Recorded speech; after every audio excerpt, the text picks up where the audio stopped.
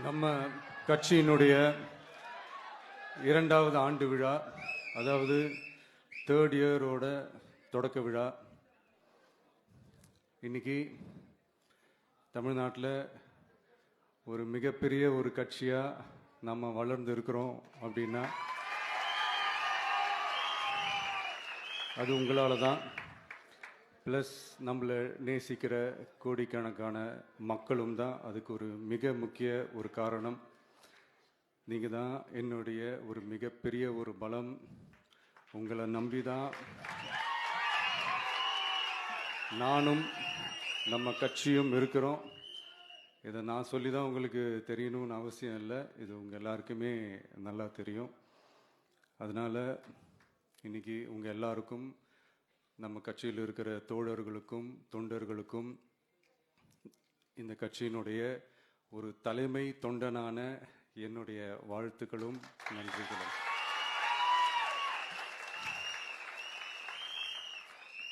அப்புறம் என்ன, மைக்கை பிடிச்சாச்சு, வெடியை கொளுத்தி போட்டுருவோமா?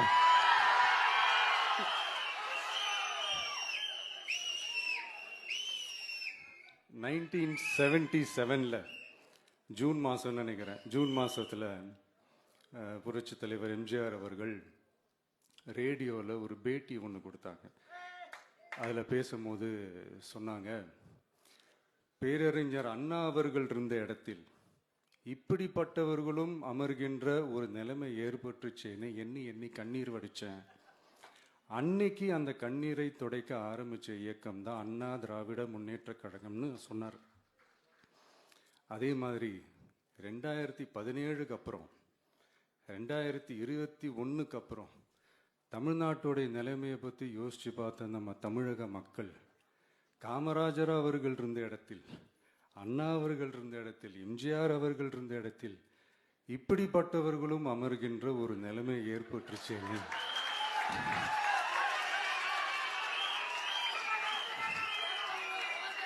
தமிழக மக்கள் கண்ணீர் வடிச்சாங்க.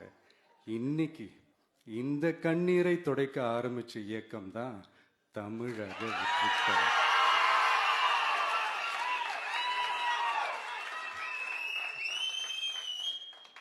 இப்படியெல்லாம் நம்ம பேசுறதுனால கண்டிப்பா சில பேர் கொந்தளிப்பாங்க. அது பத்தில நம்ம கவலைப்படக்கூடாது. ஏன்னா கொந்தளிக்கிறது தான் அவங்களுக்கு வேலையே. புரிஞ்சுங்களா அவங்களுக்கு? ஏன்னா எம்ஜிஆர் அவர்கள் கட்சி ஆரம்பித்தப்போ, ஏன் அவர் ஜெயிச்சதுக்கு அப்புறம் கூட சட்டசபையில் கூட ஏதோ ஒரு நடிகர் கட்சி வந்திருக்குதான், ஏதோ ஒரு புதிய கட்சி வந்திருக்குது, புரட்சி தலைவர்னு ஒருத்தர் வந்து, இப்படியெல்லாம் கேலியும் கிண்டலுமா. அதனால யார் அரசியலுக்கு வந்தாலும் இப்படி கொந்தளிக்கிறது தான் அவங்களுடைய வேலையே. அப்படிதான் நாம் அரசியலுக்கு வந்ததுக்கு அப்புறம் கூட இந்த விஜய்க்கு என்ன அனுபவம் இருக்குது, எம்ஜிஆர் அவர்களுக்கு எவ்வளோ அனுபவம் இருக்குது தெரியுமா? 52லேருந்து 72 வரைக்கும் அந்த 20 இயர்ஸ் திமுகவில் இருந்த ஒரு அரசியல் அனுபவம் எவ்வளோ இருக்குது தெரியுமா? விஜய்க்கு என்ன பெரிய அனுபவம் இருக்குதுன்னு கேட்டால் அதே வாய் தான் அன்னைக்கு எம்ஜிஆர் அவர்களை பார்த்து, அன்னைக்கு எம்ஜிஆர் அவர்களை பார்த்து அரசியல் அரிச்சுவடி தெரியாதவர், கவர்ச்சியை மட்டுமே நம்பி இருக்கிறவர், அட்டக்கத்தி, வாய் விளம்பர வள்ளல், இவருக்கு கேள்வி மட்டும்தான் கேட்க தெரியும், பதில் சொல்ல தெரியாது, நிருபர்களை சந்திக்க மாட்டார், டெல்லியை பகச்சிக்க மாட்டார், மேலே இருந்து அவருக்கு அவ்வளோ ப்ரெஷர் இருக்குது, அப்படி இப்படின்னு சொன்னதும் அதே வாய் தான். அதனால் எம்ஜிஆர் அவர்களை மட்டும் இல்லை, அவருடைய தொண்டர்களை கூட விட்டு வைக்கல. அது என்னது, இந்த பளபளப்பு ஜொலி ஜொலிப்பை பார்த்தா பள்ளிழிப்பவங்க, இப்படியெல்லாம் கிண்டலும் கேலியுமா, இது எல்லாம் மக்கள் ஒரு மாதிரி சைலண்டாக வாட்ச் பண்ணிக்கிட்டு என்ன பண்ணாங்கன்றது உங்களுக்கே நல்லா தெரியும். அவர் ஜெயிச்சதுக்கப்புறம் இந்த அரசியலில் பழந்துன்னு கொட்டை போட்ட அனுபவிச்சாலையும் இருப்பாங்கன்னு சொல்லுவாங்கல்ல, அவங்க எல்லாருக்குமே அந்த கோட்டைன்றது ஒரு பகல் கனவாவே மாறிடுச்சுன்னா பார்த்தீங்க. 77 மாதிரியே இப்போவும் அந்த பழைய தேஞ்சி போன, துருபிடிச்சு போன, நஞ்சு போன அதே அந்த பழைய வெப்பனையும் இப்பவும் கையில் எடுக்கிறாங்க. அதனால மை டியர் ஜென்டில்மேன், டெக்னாலஜிலாம் வளர்ந்து வேற எங்கேயோ போயிட்டு இருக்கு. அட்லீஸ்ட் உங்க டெக்னிக்கையாவது கொஞ்சம் மாத்துங்க பாஸ்.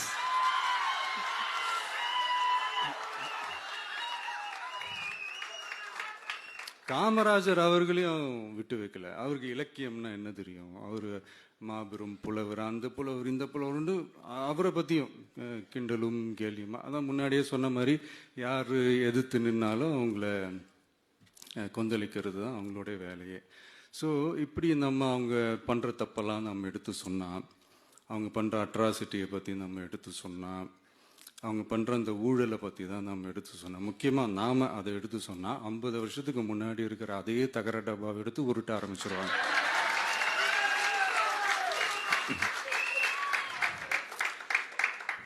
பவளவிழா பாப்பாக்கு வேற என்ன தெரியும்?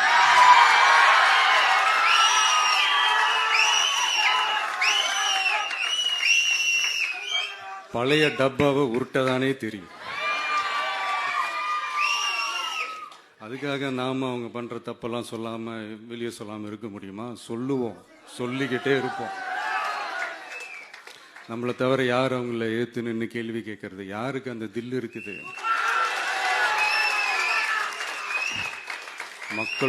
மக்களோட ஒரே பிரதிநிதி நாம மட்டும்தான்.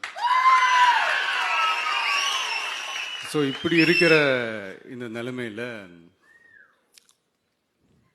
இன்னைக்கு இந்த டிஜிட்டல் உலகத்துல திருவள்ளுவர் இருந்திருந்தாருன்னா இந்த தீய சக்தியை பத்தி என்ன திருக்குறள் எழுதியிருப்பாரு? ஒரு கற்பனையா, அநீதி, அராஜகம், தில்லுமுள்ளு இவையெல்லாம் திமுக முதற்றே உழைக்கு.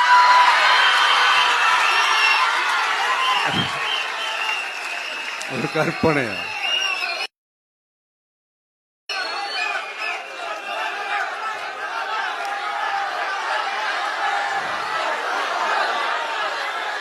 அநீதி, அராஜகம், தில்லுமுள்ளு இவையெல்லாம் திமுக முதற்றே உலகு.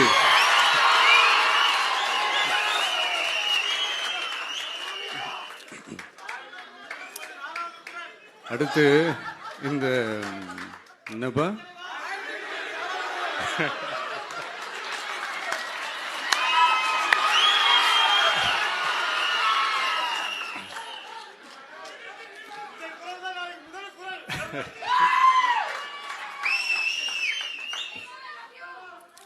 அடுத்து இந்த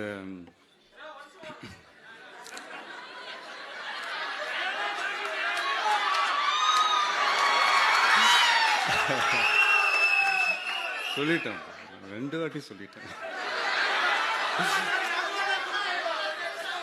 அநீதி, அராஜகம், தில்லுமுள்ளு இவையெல்லாம் திமுக முதற்றே உலகு.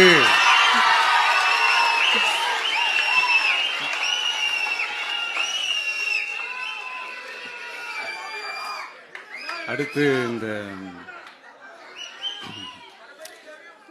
இந்த மும்முனை போட்டி, 4 முனை போட்டி அப்படிலாம் சொல்றாங்களே, சரி அவங்கள பொறுத்த வரைக்கும் அப்படியே இருக்கட்டும். அதுல மாபெரும் மக்கள் சக்தியா நம்ம அணி ஒரு பக்கம், அடுத்து திமுக தலைமையில் மற்ற கூட்டணி கட்சிகள் ஒரு பக்கம், அடுத்து பாஜக தலைமையில் மற்றும் பலர்.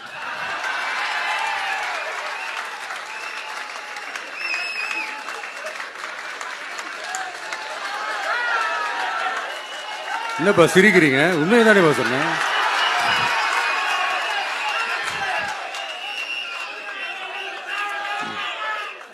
ஸோ இப்படி எத்தனை சக்திகள் எத்தனை பேர் வந்தாலும் திமுகவை வீழ்த்துறதுக்கு மாபெரும் மக்கள் சக்தியான நம்மளால மட்டும்தான் முடியும்.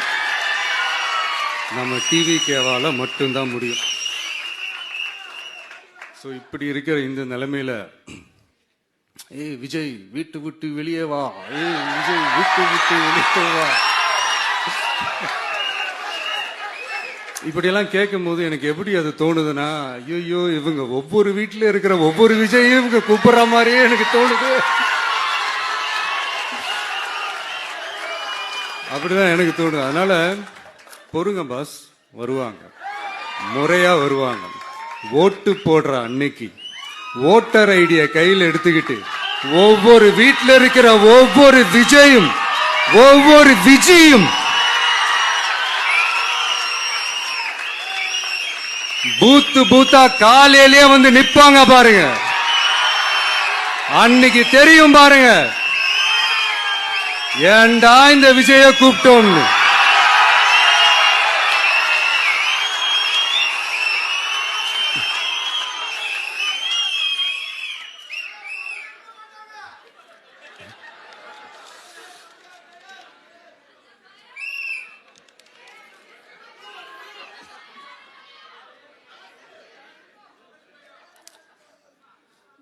ஸோ இப்படி பேசினா உடனே இவரு நான் சினிமாவா இது அப்படின்ட்டு ஆரம்பிச்சிருவாங்க. நான் சினிமா விட்டாலும் நீங்க சினிமா விட மாட்டேங்கிறீங்களேப்பா.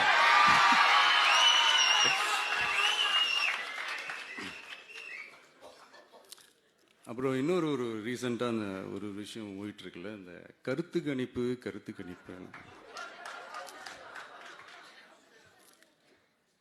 அதுல நிறைய பேர் உண்மையான கருத்து கணிப்புலாம் சொல்றாங்க. அதையும் நான் தப்பு சொல்லலை. சில பேர் கடுப்புல விட்ட கணிப்பாகவும் இருக்குது,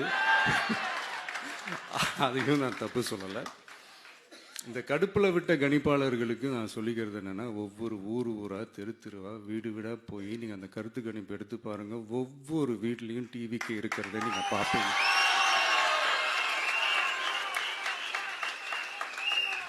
அப்படி சப்போஸ் உங்களுக்கு அது ஷாக்கிங்கா இருந்துச்சுன்னா ரப்பர் வச்சு எல்லாத்தையும் அழிச்சிட்டு மறுபடியும் முதல்ல இருந்து எடுத்து பாருங்க, அதே ரிசல்ட் தான் வரும்.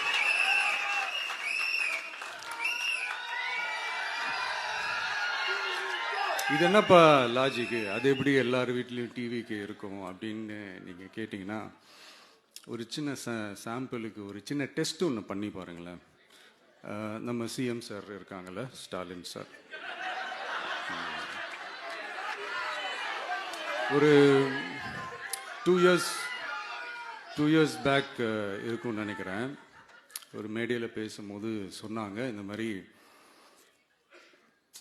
என்னோட கட்சிக்கு அவங்களுடைய கட்சிக்காரங்க சில பேர் பண்ற அட்ராசிட்டி, ஒரு சில மந்திரிகள் பண்ற சில அட்ராசிட்டிஸ்லாம் பார்த்து ராத்திரியில எனக்கு தூக்கமே வரமாட்டேங்குது அப்படின்னு ஒரு 2 years பேக் இருக்கும்னு நினைக்கிறேன். அந்த வீடியோ கூட இருக்குது. அப்படி இருக்கிற அவரு என்னைக்காவது ஒரு நாள் அசந்து தூங்குவார்ல, அப்ப அவர்கிட்ட போய், சார் சார்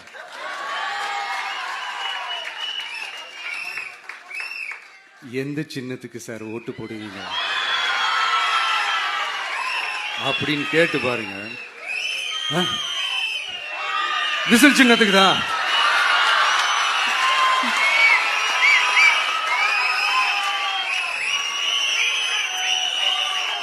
தூக்கத்துல இப்படி டப்புன்னு எழுப்பி கேட்டா டப்புன்னு உண்மையை போட்டு உடைச்சிருவாங்க. அதுக்கு சொன்ன அப்படி இருக்கிற இந்த நிலைமையில டிவிக்கு வந்து சிட்டில தான் இருக்குது, டவுன்ல தான் இருக்குது, வில்லேஜ் சைட்லலாம் இல்லை அப்படின்னு சொல்றவங்களுக்கு இந்த மாதிரி சில டெஸ்ட் எல்லாம் பண்ணி பாருங்க, தெரியும்.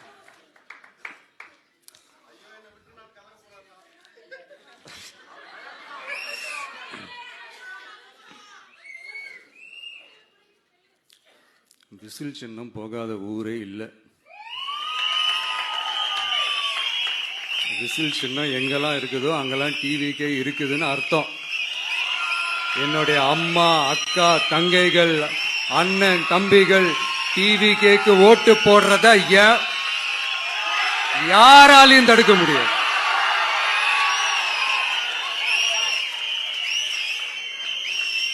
ரத்த சொந்தமா நம்மள நினைக்கிற நம்மளோட வகையராக்களை எந்த கட்சியாலையும் எவ்வளவு விலை கொடுத்தாலும் வாங்கவே முடியாது.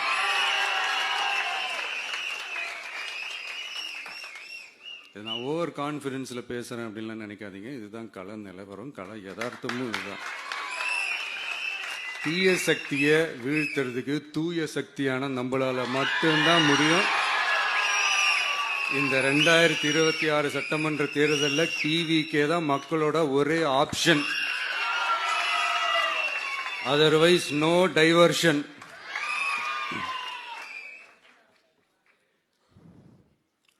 இந்த டப்பா இன்ஜின், ஓட்டை இன்ஜின், எவ்வளவு இன்ஜின் வந்தாலும் டாப் இன்ஜின் நம்ம டிவிக்கே தான்ன்றதை மக்கள் ஆல்ரெடி முடிவு பண்ணிட்டாங்க. அதனால நம்மளுடைய தோழர்கள் அதை மனசுல நல்லா ஏத்திக்கிட்டு இன்னும் ஷார்ப்பா ஒர்க் பண்ணுங்க.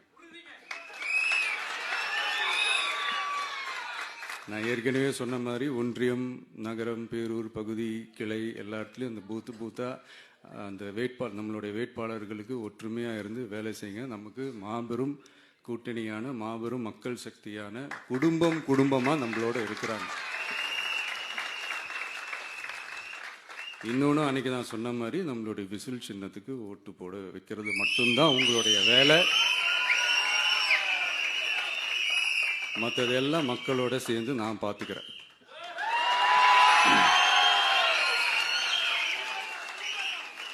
தமிழ்நாட்டோட அரசியல்ல தி விசில் ப்ளோயர் இஸ் டிவிகே.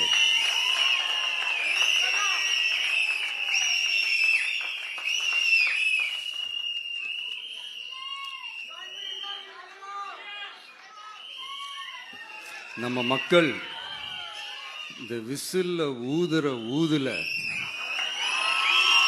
இந்த தீய சக்தியும் இந்த ஊழல் சக்தியும் தெரிச்சு ஓடணும்.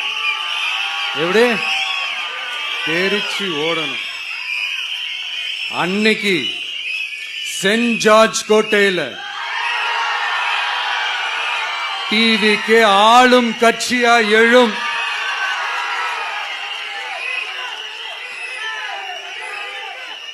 உங்களோட நான் இருக்கேன், நம்மளோட நம்ம மக்கள் இருக்கிறாங்க. இதுக்கு மேல என்ன வேணும்? கான்பிடண்டா இருங்க, நல்லதே நடக்கும், வெற்றி நிச்சயம். மீண்டும் சந்திக்கும் வரை நன்றி, வணக்கம்.